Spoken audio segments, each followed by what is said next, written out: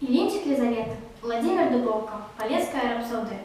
Ніхто спрачацца з тым не будзе, што ўсюды шмат мясцін прыгожых. Чаго імкнуліся так людзі абавязкова падарожжа?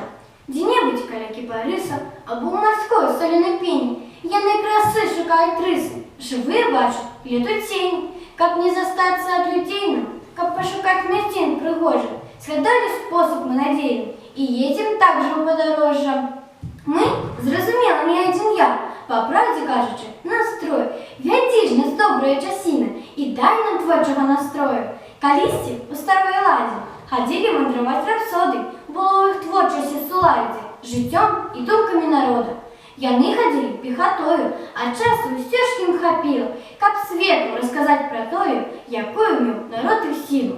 Як працаваў, пра што мрою, пра што іграў на лірных струнах, як здабылі яго героі за морем залатое руна.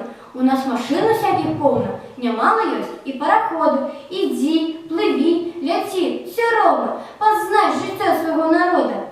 Пазнай жыцця, ушануй яго ты, каб песня, як крышталь званіла, а працы, творчыя ўзлёты паўсталі з ёй з чароўнай сілай. Уславім дзеі і прыгоды, што тут былі у барах, дубровах, пакуль зара зышла з усходу, і дзень пачаўся светлы, новы.